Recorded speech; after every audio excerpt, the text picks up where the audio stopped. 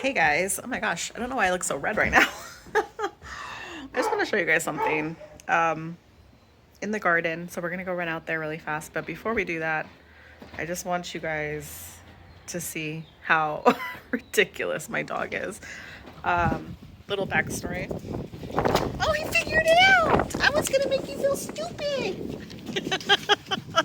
So I can't show you because he just figured it out. But anyways, we have this dog door cut out into the fence, you guys.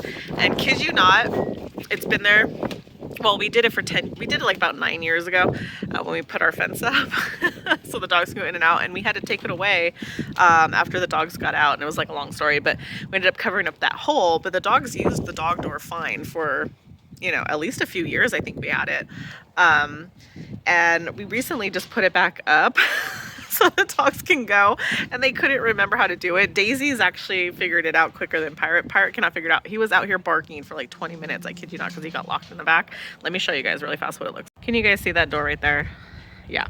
So let me get closer so I can show you guys how it works. But we did have it covered for a while because the dogs got out and were causing a ruckus. But so it goes and opens both ways. All I have to do is push either way. Simple, easy peasy. And actually, I saw videos of them doing it in the past, just going running in and out, no problems. But for whatever reason, Pirate has decided he's scared of it. He just figured it out though. So I guess, maybe I look stupid now. Okay, but the reason I am bringing you guys out here is I wanted to show you guys something. I know we talk about, sometimes how, Mother Nature finds a way, or how sometimes we just have a hard time growing things. But I guess it just kind of goes to say is that you kind of have to just find the right crops for your area. So I actually have asparagus growing that I planted here. I think this is his fourth or fifth. And it came back, you guys. Oh my gosh. So just really fast, you guys know we built new garden beds. They are approximately a foot higher than they were before. So I want to say maybe they're 2 feet now. But the surprising part is that, I don't water them. I haven't watered these beds in probably over a year. I know we've been getting a lot of rain lately though. Asparagus is kind of a, drought tolerant crop, which is why I grew it. But anyways, we ended up stacking, just some extra bedding from the buck pen and some compost, at least a foot high. I want to say about 2 feet high when we redid these beds. And I thought for sure the asparagus was a goner. Boy, was I wrong. Look at this, you guys. So I know we kind of did some snipping and everything. This is really woody, so I'm actually going to cut this all off. But what I'm really surprised at, you guys, because we had 2 feet about of this just filler that we're using for this bed, I am actually getting, let me try to zoom in here a little bit, white asparagus. Can you believe that?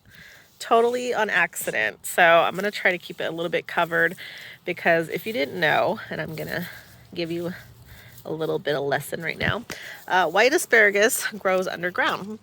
That's how they do it in the farms. They grow it on big hills and they grow it underground. Here's another one. Or they just grow it. Look at, there's a whole bunch right there.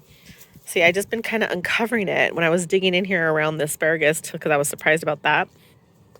I was like, oh my gosh, I'm growing white asparagus. So again, I'm just going to keep it covered because I think it's kind of cool and I want some white asparagus. So maybe I'll actually get to harvest this here pretty soon. Like I said, this is all woody, just woody stems. So I'm going to cut all this off. This isn't really edible. Wouldn't be very palatable or tasty. So I'm going to cut that off, but I just thought that was really cool. I don't know how far it goes. This has been here, like I said, 4 or 5 years now. I have to go back and double check when I actually planted it. I started them from seed in the greenhouse in there. I planted them out here. If you didn't know, it takes about 3 years for asparagus to actually grow the vegetable that we eat. They look a little bit ferny for the first year or so. They die back, or you cut them back. You can cut them back. I think I just kind of left them. And then they finally grow what we are used to seeing, like this, your asparagus crowns that we eat. There we go. So yeah, just if you are growing asparagus, do not be discouraged because it is so resilient. I am so amazed at this. So I just wanted to show you guys that. I'm coming over here. I'm gonna go step into the greenhouse a little bit and show you guys really quickly. I know I showed you guys the updates on the tomatoes and stuff. I don't know if it's because we got kind of a cold snap the other day. We had a couple days with freeze. That is the main reason I did not put these out yet, because I was afraid of it. But I left the windows open. Either that or they got too hot, which could be possibly too.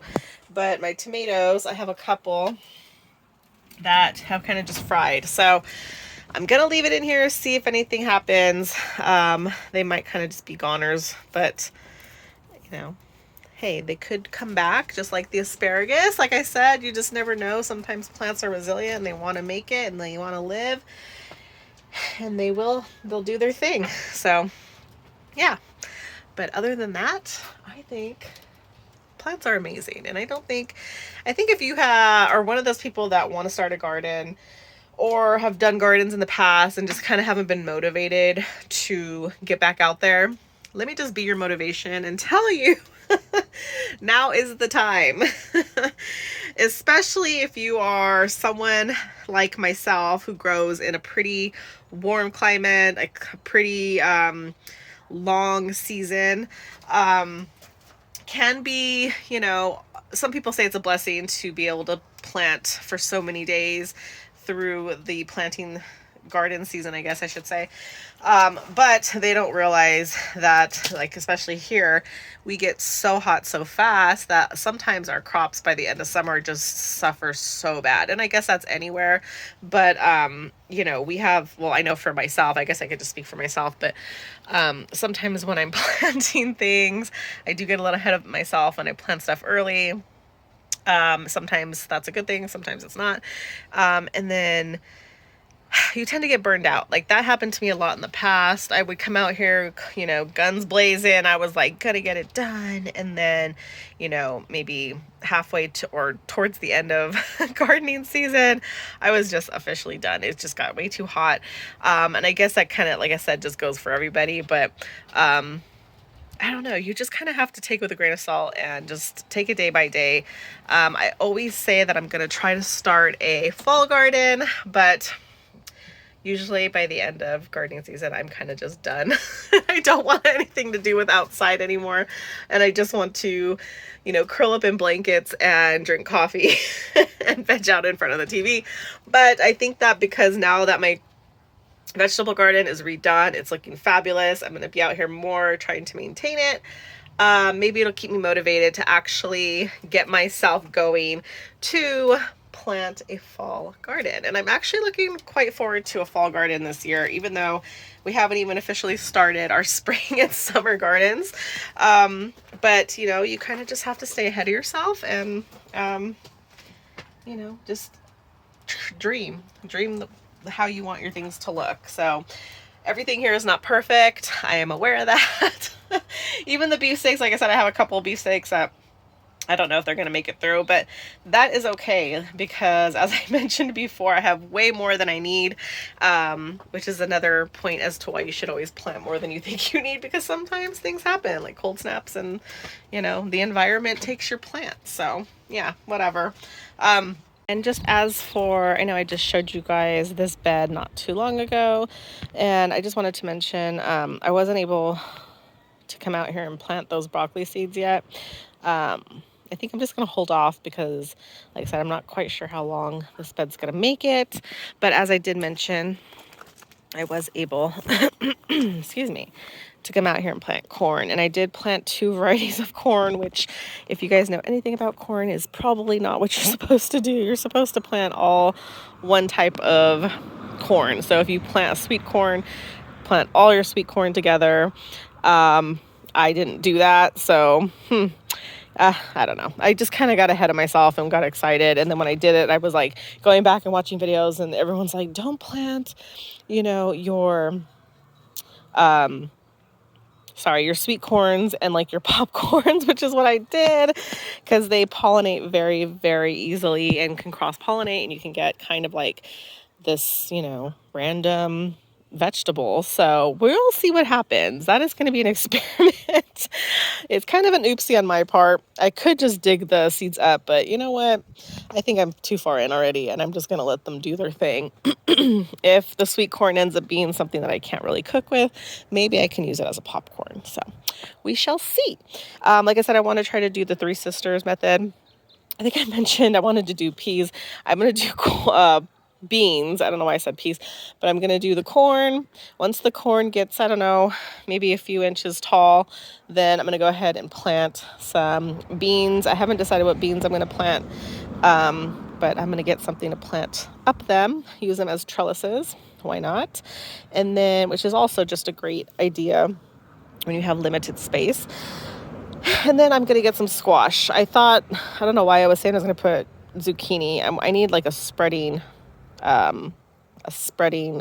squash, like your butternut squashes. And so I might do that because I feel like it'll cover the ground a little bit better.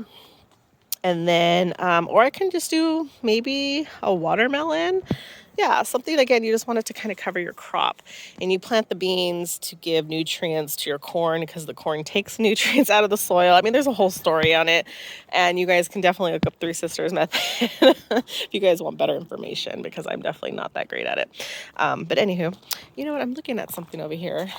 I think this is 2 plants. I just noticed that. Huh. Should I separate them? I just noticed that. That's kind of crazy. I didn't plant it like that. Maybe it's 2, but the root goes down more. This, we got a little rain last night, but it's a little moist down there. It's still a little bit moist. I might give them a little bit more water just because we're supposed to be drying up. I think we're done with the rain, guys. I don't know how many more days we're going to get of it. As I mentioned, we just love the rain here. So I'm just going to maybe just do a quick little watering just to keep them a little happy. So that is that. So basically what it comes down to is kind of just do your own thing. You know, gardening is, I know people say, you know, they take information from experienced gardeners, which is great because people have done this for centuries, have gardened, and everybody uses their own method. But you have to remember that not every method is right for that person. You know, somebody might have a great method of planting their tomatoes that just works amazing for them, but then somebody else might try that method in a different climate, a different area in the world, and it doesn't work for them. So you just kind of have to remember that you kind of just have to try things out. If they don't work, try them again.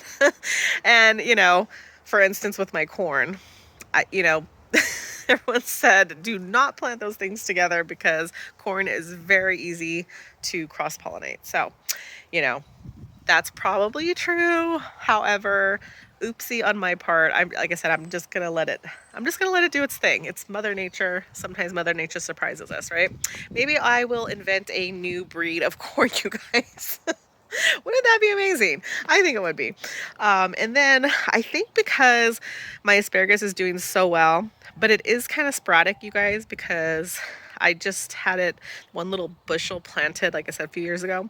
I think what I'm gonna do is I am going to start some asparagus in the greenhouse. I'm going to actually go grab those seeds right now and see if I can get some more starts going, and then kind of just have this whole little blocked area in the back for my asparagus since it's doing so well there.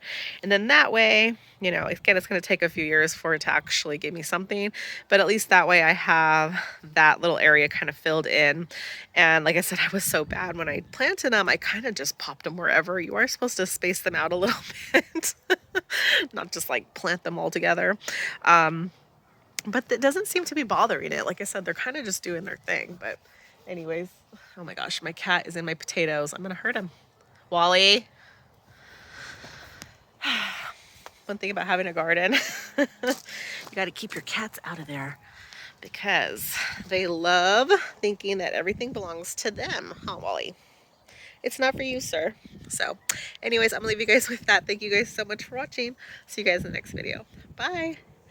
Bye.